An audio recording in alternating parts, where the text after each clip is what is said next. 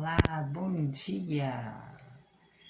Então, vamos hoje falar de amor, mas de uma forma reflexiva. A gente vai pensar um pouquinho como a gente chegou a essa pandemia, né? Como estava a nossa terra quando a gente recebeu, né, a pandemia, um pouquinho antes, um ano atrás, porque um ano antes de chegar a pandemia, ou seja, 2019, de 2018 para 2019, eu e a filhota, a gente já vinha conversando sobre isso, sobre essas coisas que a gente estava percebendo, né? E a gente vinha conversando sobre isso e hoje eu vou chamar todo mundo a essa reflexão. Só que, para isso, eu vou ler o início do livro novo do Divaldo, né? No Rumo do Mundo de Regeneração, Divaldo Franco, pelo espírito Manuel Filomeno de Miranda, que é todo mundo, né, foi a sensação, né, do ano passado. Então, assim, no nosso meio, a gente sabe o tesouro que é isso aqui, né? Mas eu fiquei até muito pensativa se eu fazia isso ou não. Mas eu acho que o pessoal que já me segue, eu acho que já tem um certo conhecimento para entender um pouco e encarar esse texto. É realmente para pensar, gente. A missão no Mundo de Clarice hoje é pensar nesse início, esse trechinho que é o início do livro, tá? E que é de Manuel Filomeno de Miranda, tá? Esse trecho. Então, eu vou ler para vocês. Prestem atenção.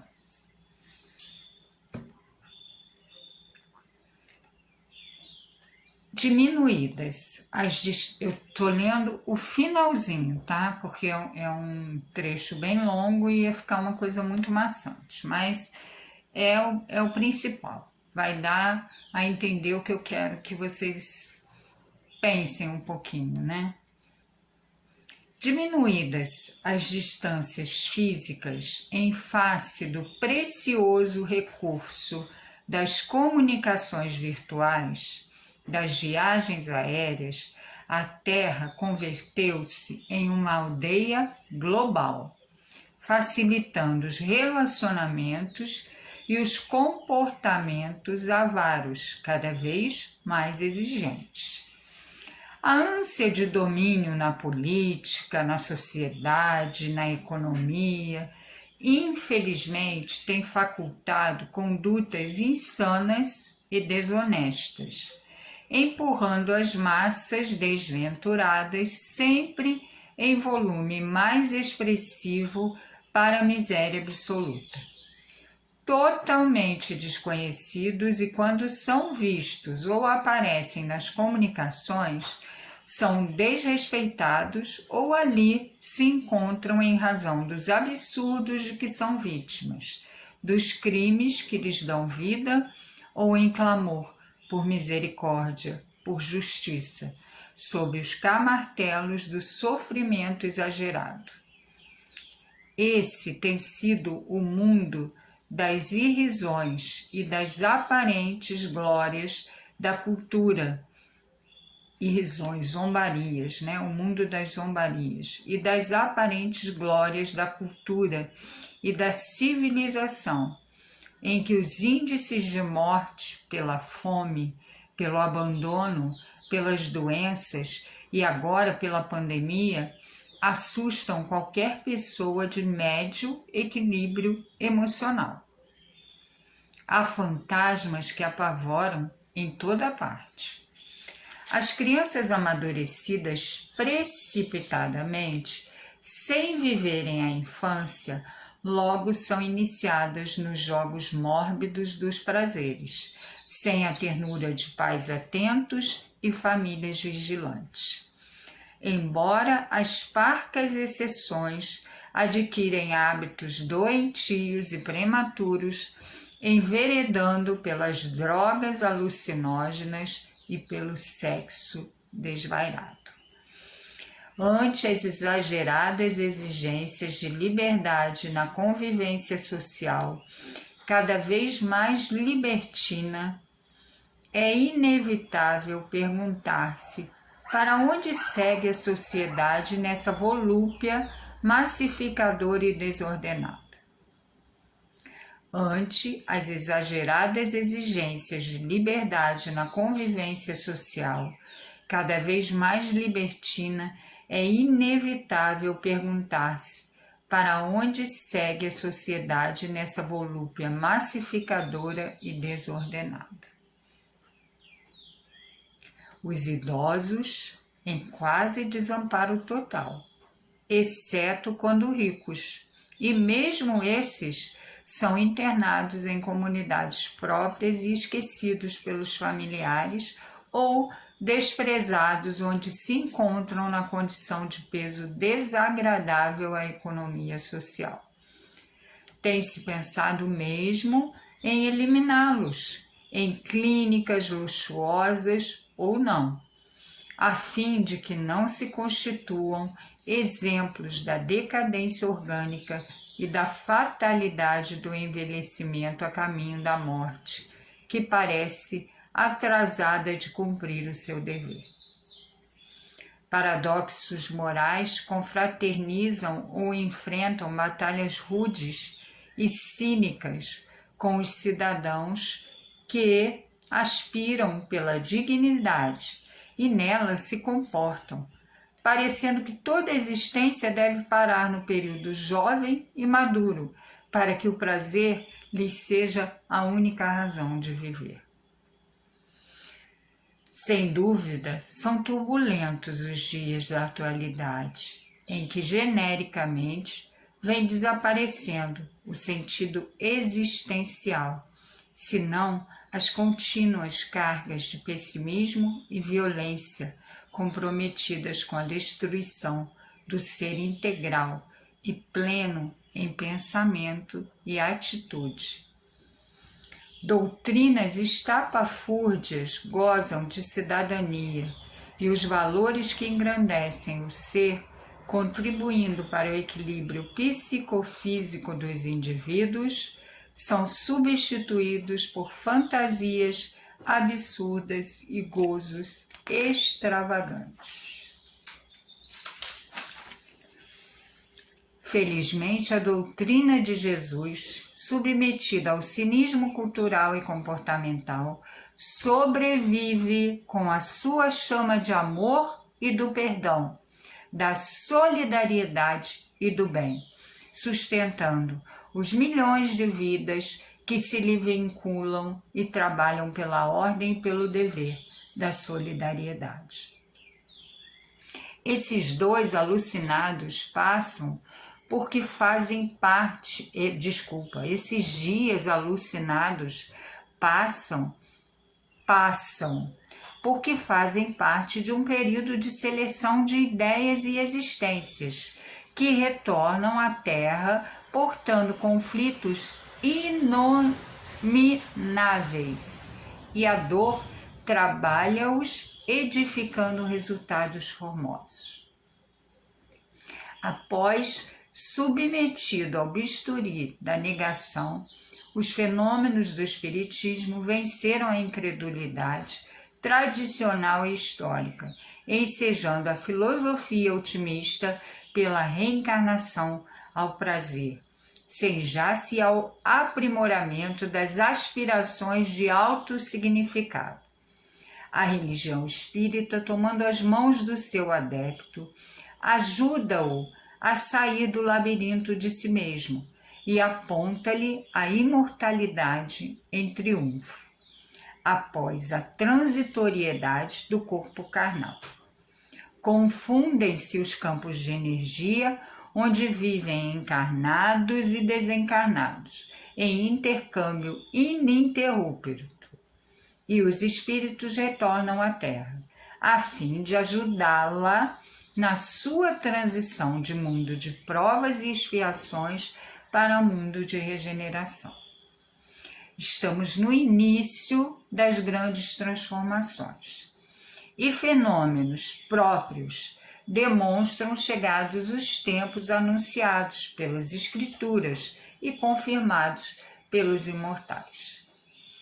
Tragédias de todo tipo sacodem o mundo físico, agora atormentado pela pandemia do Covid-19, demonstrando a fragilidade do ser humano no pedestal das suas ilusões ante o vírus devastador e fatal, ao mesmo tempo facultando a necessidade do amor e da solidariedade entre as criaturas para a sobrevivência ao caos. Simples assim. Gente, eu quis ler isso aqui. Primeiro, eu poderia ter lido só esse final, mas eu quis ler isso aqui para levar a essa reflexão. Como estava a nossa Terra? Essa ânsia do ter, essa ânsia de trabalhar muito, né? E a família fica ali meio que esquecida, né? Os avózinhos, né? Os vovôs, as vovós. Eu posso falar isso porque a minha avó, ela viveu um tempo com a gente e ela foi internada. Assim, praticamente teve um tempo onde ela foi internada numa linda casa no Carangola, aquela imagem maravilhosa, linda. Sabe aquela casa assim, maravilhosa? Era a casa que a minha avó foi internada. Depois de um tempo, ela fraturou o fêmur e aí ela foi morar com a gente. E quando ela foi morar... Não, ela foi morar com a gente antes, eu acho. Aí ela fraturou, enfim, foi muito confuso e a minha mãe não estava aguentando. A minha avó implicava muito com a minha mãe, também tinha isso. Minha avó, às vezes, era muito cruel com a minha mãe, essa é a palavra. E aí a minha mãe não aguentou e eles acabaram, meu pai e minha mãe, optando por internar minha avó no hospital. No Santa Teresa tinha um pavilhão, eu esqueci o nome do pavilhão, mas eu não sei se ainda tem, que cuida dos idosos. Ela tinha toda assistência de hospital e a gente ia lá nos dias de visita, meu pai ia sempre, toda hora, e a gente ia nos dias que eram os dias de visita. E aquilo ali me doía muito, principalmente quando chegou assim a hora dela partir, era uma coisa que me doía muito. E aí, quando a minha mãe começou a dar sinais que precisaria, né, de cuidados especiais, eu larguei tudo e fui morar com a minha mãe, né? E aí aconteceram vários problemas, enfim. Antes até da minha mãe precisar desses cuidados, eu fui forçada a morar, né? Marido, enfim, pai da minha filha, acabei casando, assim, entre aspas, porque ele foi morar com a gente. E aí aconteceram vários problemas, e, enfim, minha mãe acabou várias vezes optando, a gente optava, como eu tinha minha casa, eu ficava na minha casa, ela ficava na dela, enfim. Mas um dia a gente entendeu que a gente precisava conviver, apesar daquilo tudo, né? Claro que a minha mãe optou por ficar sozinha, né? Minha mãe é extremamente teimosa, então, assim, ela optou por ficar sozinha. Mas os últimos meses, nós recebemos esse presente de conviver. E ela gostou e eu gostei também, né? E a minha filhota, nem fala. Aquele carinho da vovó ali do lado. Então, gente, por que eu falei isso? Porque tem horas que a gente acha que a gente precisa resolver os problemas, que os problemas estão ali para se dar uma solução, que as sombras estão ali para que a gente acabe com elas. E não é. Essas coisas, a gente precisa entender que a gente precisa conviver. A gente precisa conviver com esses problemas, a gente precisa conviver com a família, por mais que ela seja difícil, para que a gente possa evoluir, porque a gente não evolui isolado, a gente só evolui com as pessoas à nossa volta. Então, o que esse Covid, se a gente for pensar, ele fez? Ele fez todo mundo voltar para a convivência familiar, voltar para dentro de casa, voltar, ficar ali com seus idosos, né? Ou, de repente, ficar longe dos idosos, porque tinha que ficar, mas dar aquele valor, aquela conversa da vovó com o netinho, né? Aquela coisa da mãe protetora, do pai sábio, né? Que são os avós. Então, assim, as crianças estavam jogadas a um computador, né? A uma tela, e de repente os pais tiveram que se reinventar, entender que as crianças gostam de quê? De brincar, né? É simples assim. As crianças só querem que a gente brinque com elas. Mas o nosso dia a dia, a gente vai deixando as crianças por último. A gente quer fazer tudo. E a gente não entende que a casa pode ficar ali. Não vai acontecer nada com ela. Mas a tua criança, ela vai crescer, né? E nesse momento, ela precisa da tua atenção. E a gente aqui em casa, quando começou a Covid, a gente estava muito próxima. Eu brincava, a gente rolava no chão, a gente fazia muita coisa.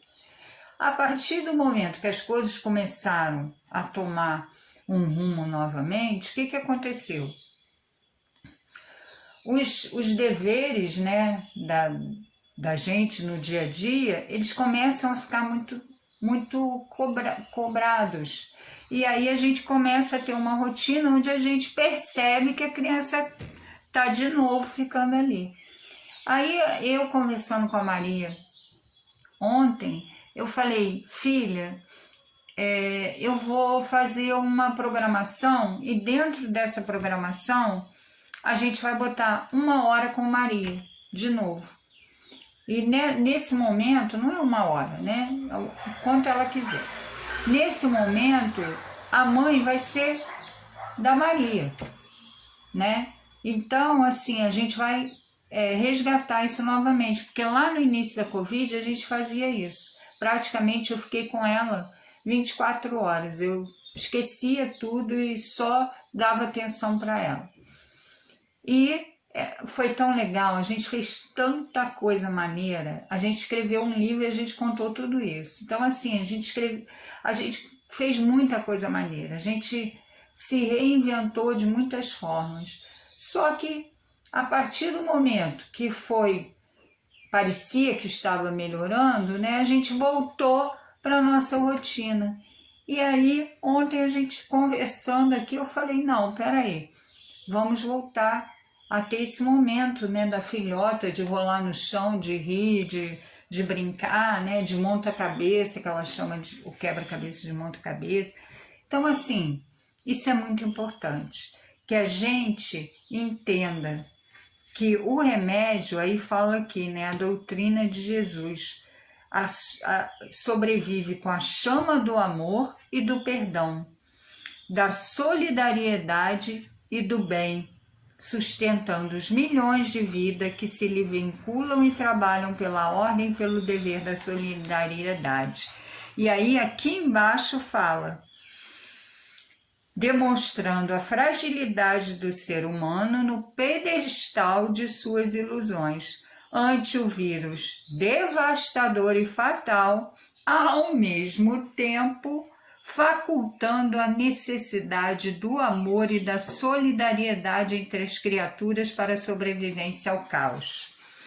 E aí, quando a gente entra nessa terceira onda que a gente está entrando aí, acho que é terceira, né? Já perdi a conta, a gente percebe que as pessoas ainda resistem ao amor, ao perdão, à solidariedade, ao amor fraternal. A gente está percebendo isso e isso é uma resistência, né? As pessoas, elas não aprenderam o amor lá atrás, e aí elas fizeram, e eu também, tudo errado. Só que um dia eu despertei que o amor era o remédio, porque aqui, ó, isso aqui, o Evangelho segundo o Espiritismo, são os ensinamentos de Jesus, então ele está em qualquer lugar, né? Em qualquer doutrina, em qualquer religião, quem segue os ensinamentos de Jesus, é o amor o remédio.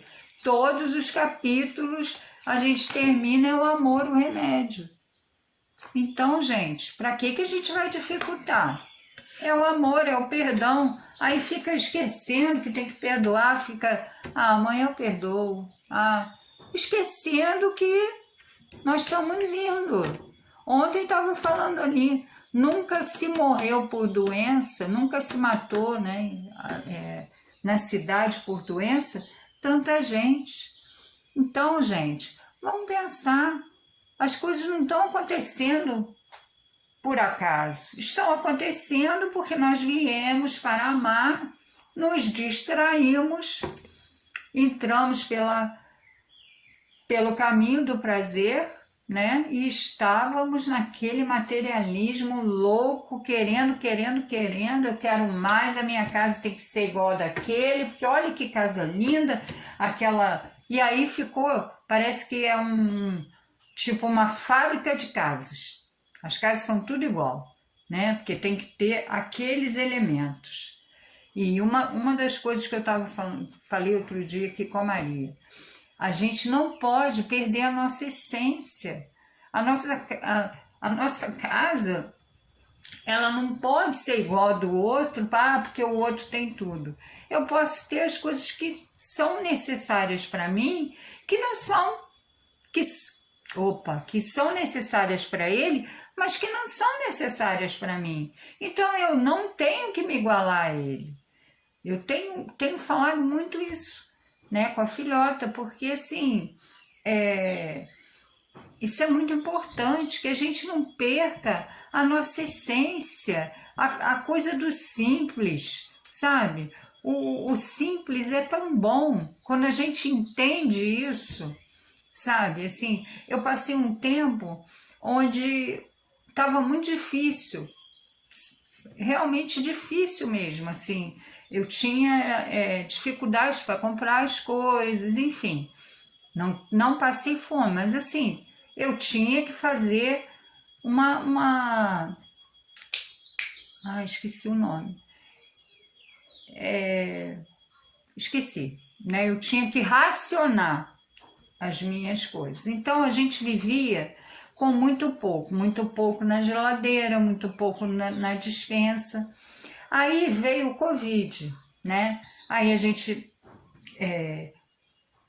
não tinha muito o que gastar, então a gente podia comprar mais. E nós fizemos isso. O que aconteceu comigo? As minhas coisas estragaram. Por quê? Porque eu não estava acostumada com aquela quantidade na minha casa. Então, gente, isso é muito sério. vamos perceber o que é necessário para a gente, porque o nosso supérfluo que está sobrando na nossa casa está faltando para alguém. Então, assim, isso é muito importante, a gente aprender a se olhar, sabe? São os olhos de ver, porque a gente gosta de ver o outro. O outro a gente vê tudo que está errado, mas na gente, na nossa casa, a gente não olha. E aí a gente acaba cometendo erros, porque a manada, né? Sabe aquela história da boiada? A boiada está indo para lá, então eu vou também. Não é bem assim, né? Vamos tomar cuidado com essa boiada, né? Para onde ela está levando a gente. A gente precisa se olhar, a gente tem que ver que na nossa casa é diferente da do outro, né? Cada um veio para uma coisa, cada um tem uma missão, cada um tem uma classe, de acordo com aquilo que ele vai viver, né? Isso é muito interessante. Então vamos nos olhar. Então, gente, sei que pode ter ficado chato, realmente é uma leitura que puxa a orelha, né? Porque é realmente o povo, a gente estava tomando um outro caminho. Então a gente precisa que alguém desperte a gente. Como a gente quer despertar os que não usam máscara até hoje, né? Aí fica, meu Deus, com tanta gente morrendo, como que a pessoa ainda não entendeu que ela tem que usar uma máscara? E a gente quer despertar, então eles também vêm para despertar a gente. Então, vamos aceitar o puxão de orelha e vamos ver aonde a gente está nessa história, aonde a gente está precisando daquele olhar, não, isso aqui tem que mudar, eu estou indo com a boiada, eu não preciso ter o que o outro tem, eu não preciso ser o que o outro é, a não ser que aquele outro seja um exemplo de amor, de solidariedade. Aí eu quero ser ele, com certeza. Mas eu estou dizendo ser na questão do ter. Agora, ser, com certeza, né? Amor tá ali. Amor, perdão, solidariedade. Servir com alegria, servir com amor. Vamos pensar nisso, gente. Um beijo grande, bom dia.